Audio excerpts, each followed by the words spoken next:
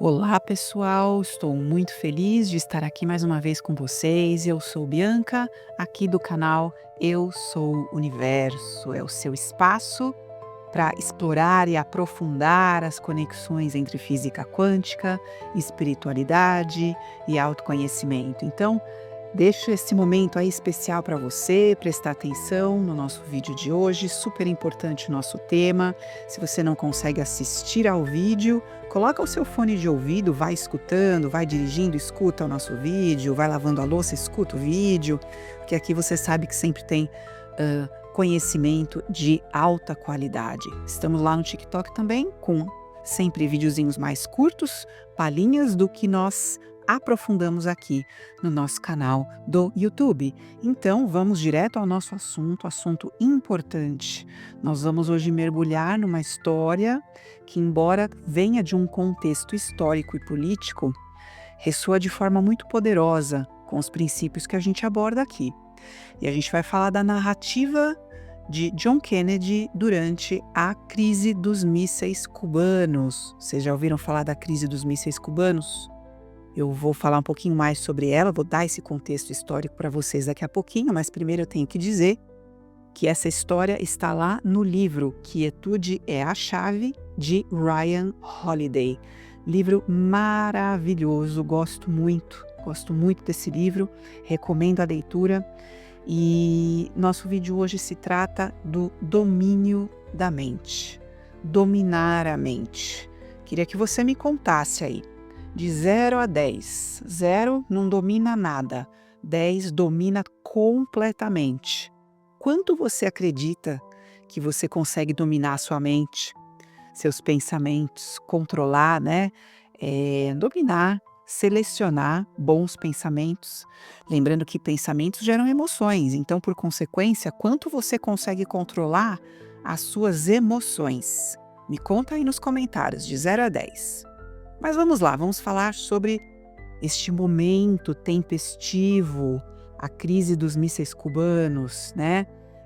Para a gente entender a profundidade da lição que John Kennedy nos oferece aqui nesse vídeo e nesse episódio, nós precisamos voltar lá para outubro de 1962, momento em que o mundo estava literalmente à beira de um precipício nuclear. Olha só que assunto, que assunto mais atual, não é mesmo?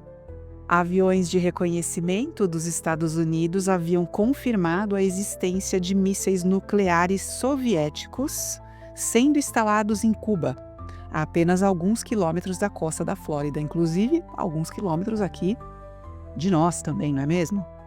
A notícia caiu literalmente como uma bomba na Casa Branca e lá eles passaram a viver momentos de muita tensão, de muito medo, de muita raiva e aquela vontade de tomar uma atitude e tomou conta do pedaço ali, né? Então, conselheiros militares e políticos, movidos pela urgência e pela percepção de estarem iminentemente ameaçados, eles pressionavam John Kennedy por uma resposta imediata e contundente.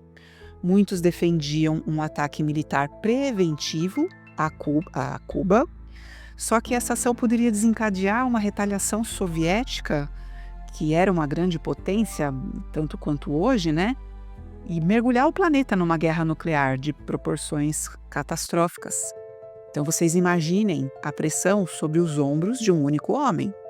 Aliás, esses grandes líderes, a gente não pode negar que vivem constantemente sob pressão. É interessante você observar o primeiro ano de mandato de presidência. Você olha uma foto e você olha depois a foto de 4 anos depois, quando o mandato do presidente está terminando, a pessoa envelhece décadas em apenas 4 anos, né? Mas enfim, as decisões de John Kennedy aqui, naquele momento, tinham o potencial de determinar o destino de bilhões de vidas.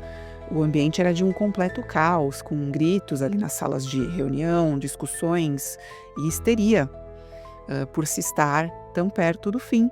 E é aí, exatamente nesse cenário de turbulência externa extrema, que a característica mais notável de Kennedy e o cerne da mensagem de Holiday no livro se manifesta, que é a quietude sob pressão.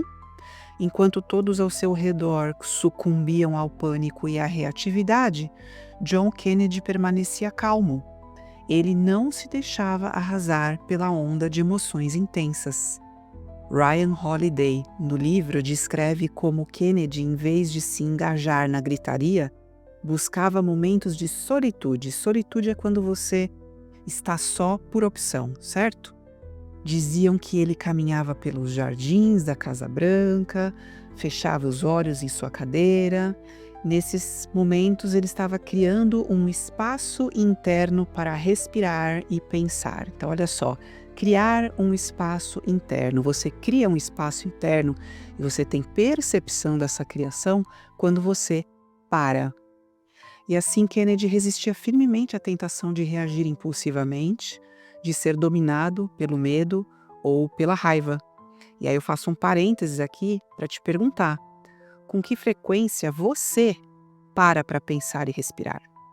Eu acredito que se você está aqui é porque ou você já tem essa consciência do quanto isso é importante, ou você está precisando tomar essa consciência.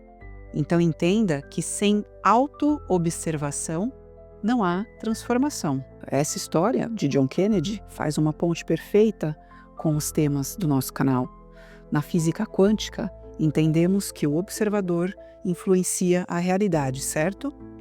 Nossos pensamentos e emoções não são apenas eventos internos, eles criam um campo de energia que interage com o universo. Quando estamos em um estado de reatividade, ou seja, quando somos reativos, né? Estamos na impulsividade, a gente tem medo, a gente tem caos interno. Quando a gente está reativo, a gente está literalmente vibrando nessa frequência. E aí o resultado é mais caos e mais reatividade em nossa realidade externa. O domínio da mente de Kennedy, ou seja, sua quietude, pode ser visto como um ato de coerência. Em meio ao ruído externo, ele conseguiu manter a coerência cerebral e cardíaca. O que é isso? Pensar, né? Quando a gente fala de coerência cerebral, a gente pensa em pensar. E quando a gente fala de coerência cardíaca, a gente pensa em sentir. Então, pensar e sentir numa mesma direção, com uma mesma intenção, que no caso dele era uma frequência de clareza, razão e propósito. Essa não é uma ideia abstrata, é um princípio quântico. E ao não permitir que a tempestade externa dominasse seu estado interno, ele manteve a capacidade de acessar a intuição, a sabedoria e a criatividade necessárias para encontrar uma solução. Ele demonstrou um profundo conhecimento de si mesmo, de suas próprias emoções e da importância de não ser refém das próprias emoções. Ou seja, quem manda é você. Você é soberano. Você precisa ter o seu domínio mental. Ele sabia que para tomar as melhores decisões ele precisava estar num estado de neutralidade emocional. E isso trazia mais clareza mental. Essa é a essência do autoconhecimento, gente, a capacidade de observar nossos próprios estados internos e conscientemente escolher como responder, ao invés de simplesmente reagir. E qual foi o resultado dessa quietude? Ele provavelmente evitou a Terceira Guerra Mundial, né, gente? Em vez de um ataque devastador, ele optou por um bloqueio naval nos bastidores. Abriu canais de diálogo com a União Soviética. Ele resistiu aos conselhos mais agressivos e, através de negociações secretas, ele chegou a um acordo. Os mísseis seriam removidos de Cuba em troca da promessa dos Estados Unidos de não invadir a ilha e de remover discretamente mísseis da Turquia. Então teve uma troca ali que foi considerada justa e o mundo foi salvo. A lição aqui ela é enorme. Em um mundo onde a gente é constantemente bombardeado por informação, estímulos, pressões, né? Ainda mais nos dias de hoje, você deve estar pensando aí na sua própria vida. A história de Kennedy nos mostra que a verdadeira força não reside em reagir mais rápido ou com mais agressividade. A verdadeira força, o verdadeiro domínio da mente reside aqui em 4 pontos que eu quero compartilhar com você. Número 1, criar espaço, ou seja, dar um passo para trás, respirar e aí agir. Número 2, manter a coerência. Então, alinhe a sua mente e o seu coração, pensamento com emoção, mesmo em meio ao caos. Número 3, observar sem julgar. Então, não se identifique com o medo ou com a raiva que você sente. Seu medo e a sua raiva não são você. É importante observá-los, observar o medo e a raiva e escolher uma resposta mais elevada, subir além desse medo e dessa raiva, lá onde está o seu eu verdadeiro. E número 4, acessar essa sabedoria interna. Quando a mente está quieta, as soluções muitas vezes surgem sozinhas. A quietude ela não é uma inatividade, isso é importante. Ela é uma forma de ação consciente. É a capacidade de manter a sua mente focada e serena para ver a situação com maior clareza lá de cima e tomar decisões que servem ao bem maior, seja para a sua vida pessoal, para a sua família, ou, como no caso da nossa história, para o destino do mundo. É o famoso dar um passo para trás, para depois dar 2 para frente, ou ainda contar até 10 antes de dar uma resposta a alguém que disse algo que você não gostou. Desse vídeo, eu gostaria muito que você guardasse essa ideia da quietude interior, do domínio mental, que é onde a gente encontra a clareza, a sabedoria e a força para transformar desafios em oportunidades e criar a realidade que a gente deseja. Eu espero que essa história tenha te inspirado.